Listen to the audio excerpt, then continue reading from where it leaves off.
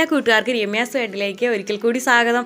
അപ്പം ഞാനിന്ന് നെല്ലിക്ക വച്ചിട്ട് പാരമ്പര്യ രുചിക്കൂട്ടിൽ, അതായത് നമ്മുടെ പണ്ട് കാലത്തെ മുത്തശ്ശിമാരൊക്കെ ഉണ്ടാക്കുന്ന ഒരു രീതിയാണ് കേട്ടോ അച്ചാർ.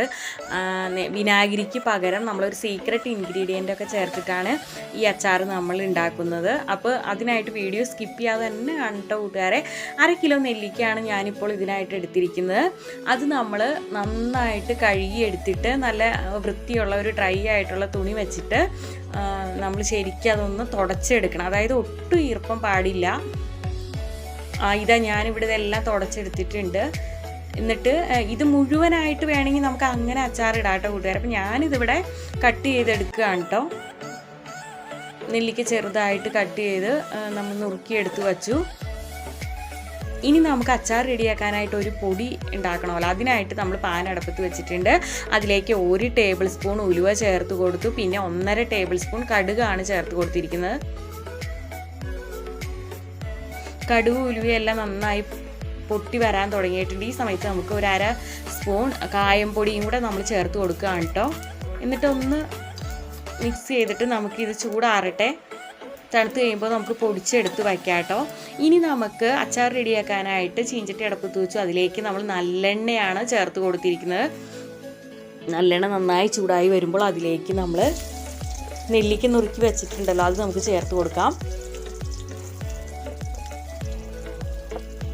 ഇനി ഇതൊന്ന് റോസ്റ്റ് ചെയ്തെടുക്കണം. അതായത് അല്ലാതെ നമ്മൾ നെല്ലിക്ക പുഴുങ്ങിയൊന്നും എടുക്കണില്ലല്ലോ. അപ്പോൾ നമ്മൾ ഈ എണ്ണയിൽ കിടന്ന് തന്നെ നന്നായി നെല്ലിക്ക റോസ്റ്റായി വരണം. ഇപ്പോൾ ഇതാ കൂട്ടുകാർക്ക് കാണുമ്പോൾ തന്നെ മനസ്സിലാവും അതിൻ്റെ നെല്ലിക്ക നല്ല സോഫ്റ്റായി വന്നിട്ടുണ്ട്. അതിൻ്റെ കളറെല്ലാം മാറി വന്നിട്ടുണ്ട്. ഇത്രയും മതി കേട്ടോ. ഇപ്പോൾ നല്ലോണം കളറൊക്കെ ചേഞ്ചായി വന്നിട്ടുണ്ട്. ഇനി നമുക്കിത് കോരി മാറ്റി വയ്ക്കാം. എണ്ണയിൽ നിന്ന് മാറ്റി വയ്ക്കാം.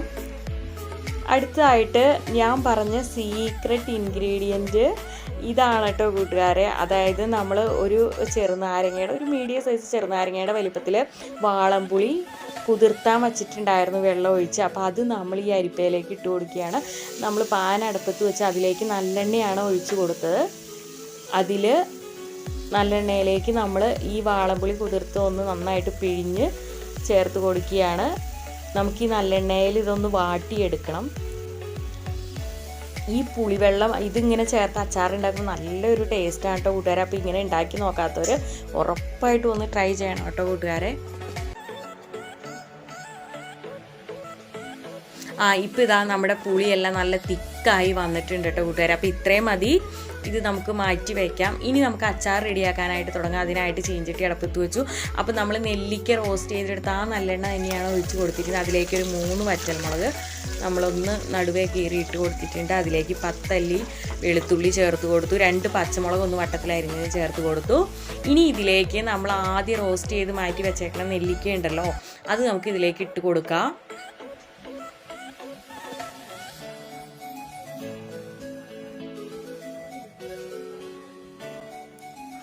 ഇനി ഇതിലേക്ക് നമ്മൾ 1 ടേബിൾ സ്പൂൺ സാദാ മുളക് പൊടിയാണ് ഇപ്പോൾ ചേർത്ത് കൊടുത്തിരിക്കുന്നത്, എരിവുള്ള മുളക് പൊടി.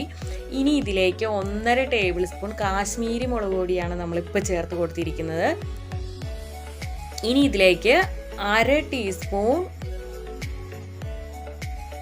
മഞ്ഞൾപ്പൊടി ചേർത്ത് കൊടുത്തു. പിന്നെ നമ്മൾ ആദ്യം കടുകും ഉലുവയും കായവും കൂടെ വറുത്ത് മാറ്റി വെച്ചിട്ടുണ്ടല്ലോ, അത് പൊടിച്ചത്, ആ പൊടി നമ്മൾ ഇതിലേക്ക് ചേർത്ത് കൊടുക്കുകയാണ്. പിന്നെ അച്ചാറിന് ആവശ്യമായ ഉപ്പും ചേർത്ത് കൊടുക്കാം.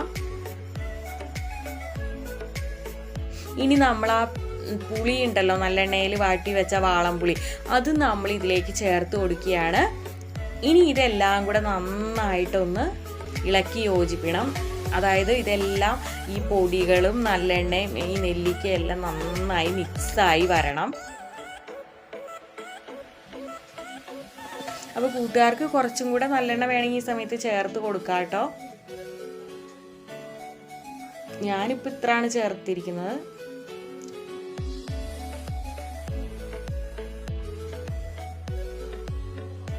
ഇപ്പോൾ ഇതാ നന്നായിട്ട് ഒരു 2 മിനിറ്റ് നമുക്കിങ്ങനെ ഈ പൊടികളെല്ലാം ചേർത്ത് ഇളക്കി നമുക്കൊന്ന് റോസ്റ്റ് ചെയ്തെടുക്കാം. പിന്നെ ഇത് നന്നായിട്ട് തണുത്ത് കഴിയുമ്പോൾ നമുക്ക് ചില്ലുകുപ്പിയിലാക്കി സൂക്ഷിക്കാം കേട്ടോ കൂട്ടുകാരെ. അപ്പോൾ ഇത്രയേ ഉള്ളൂ. അപ്പോൾ ഉറപ്പായിട്ടും കൂട്ടുകാർ ട്രൈ ചെയ്യണം കേട്ടോ. അപ്പോൾ അടുത്ത വീഡിയോ ആയിട്ട് വരുന്നത് വരെ okay, Tata, bye bye, thanks for watching.